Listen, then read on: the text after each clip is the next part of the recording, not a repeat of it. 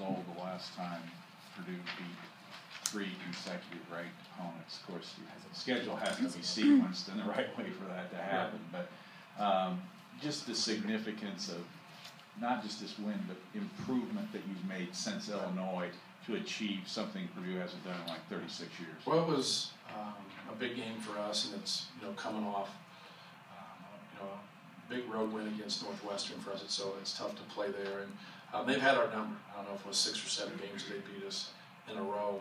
So just being able to hang in there and and compete, I thought we were very, very fortunate to win the game. They had us out of sorts. Their defensive pressure really bothered us, and we weren't able to get the ball inside like we wanted to. And it's a good learning, game for us to be able to struggle like that and still be able to grind it out and get a victory. But it's tough. It's tough to get wins in the Big Ten, and like I said, we're very, very fortunate. And it's a ranked team, and we just got to keep getting better. We got to hang our hat on our improvement. And defensively, we made some strides, but we got to be a better offensive team than we were tonight. What fueled that run there late in the second half? Well, I think anytime we can get in transition a little bit and make some perimeter shots. Once again, we're not making a lot of threes, and we're going to have to knock down some threes to open some things up. Until we do, it's not going to open some things up. But just getting some stops, getting some loose balls, long rebounds to get in transition, and then knocking down a couple shots really helped us. We executed a couple times on plays, and were able to get the back cut at the end, which is a huge play for us, a huge score. When AJ made the pass to Ray. Russell had 20 points, but it came on 18 shots. Right. Just how vital was the defense on him? Well, he's a really good player. He's where he's at as a freshman is where Evan Turner was at as a junior. And he has one of his lesser games, and he has 27 and 5. That's pretty good. He's the best guy we've seen so far on the perimeter, and it's not even close. I thought our guys did a great job against him, and think about the numbers that he had. A couple of those, especially the one, the step back at the end, he just missed it. He got away from our guy. He makes that 50% of the time. That's his rhythm. And I went 5-way switching and took our big boy out. But I knew he was going to get where he wanted to get. And so I've never fouled like that before ever. And really, it's just out of respect for him and his skill package. He's the real deal. Coach, of these 4 wins you all have had, they each come in a different way each time, but the latest one tonight, these were probably games, let's be honest, you may have let slip away early in the season. What's going right with these guys to be in these pressure situations, right, and still make the necessary plays? Yeah, well, you have to understand, if we make our free throws, I don't have to get into that scenario. And so our guys made their free throws the whole game, and then 4 different guys missed 1 free throw in the last 3 to 4 minutes for us. And if we can make our free throws in that time, we made them at Northwestern at the end of the game. If we can make our free throws, we're in a better situation. But that was a grinder. That was a Big Ten grinder. And we were able to get the necessary stops. And, Kendall Stevens misses that second free throw. We're probably not stopping him in transition. He makes it. We're able to stop them, and then get up to him.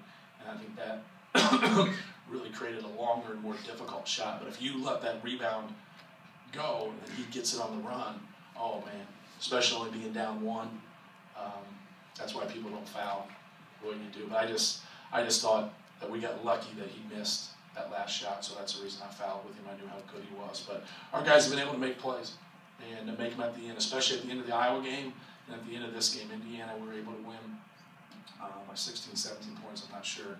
And then Northwestern, we had it around 10. But to get into these games like Iowa and Ohio State and be able to get these wins is huge for our confidence. The defensive end is where we've made strides. We have to get better offensively if we expect to win, especially on the road. What did you feel like they did so effectively to take AJ away?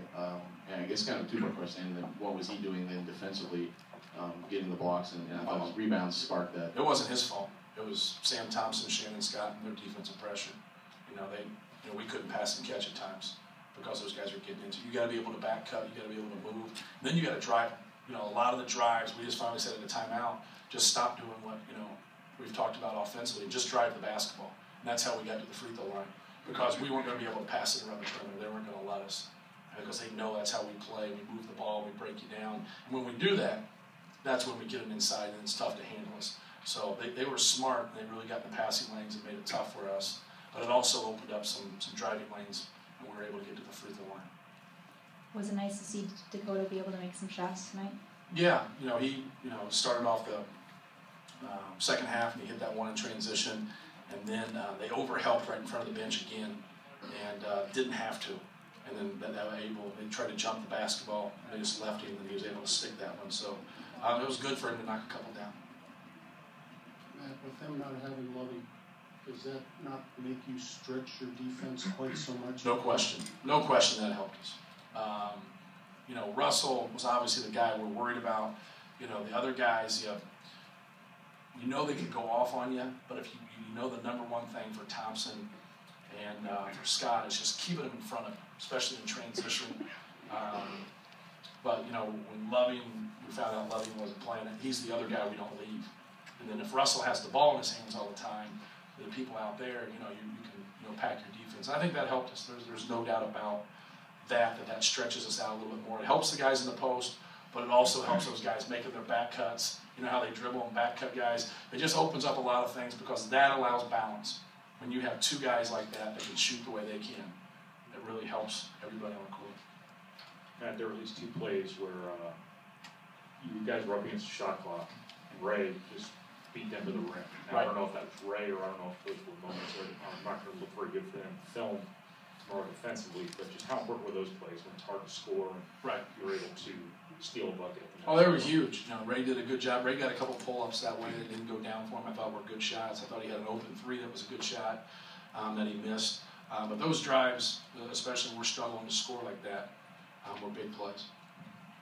Matt, the last play when you put Bryson in on Russell, what was, I guess, what were your instructions? Obviously, don't foul, and what was right? Just not let him get ahead of steam. Don't let them advance the ball to him. You don't want to deny at that point, because when you deny, they'll go to somebody else, they'll cut him diagonally, then he gets on the run, and you're at his mercy. So we want to keep him in front and just make him dribble the basketball as much as he can before he gets to half. And with, I think 4.9 was how much time was. He did a really good job of staying with him, not fouling him, and then making him shoot a difficult shot. Is there anything else? Thank you.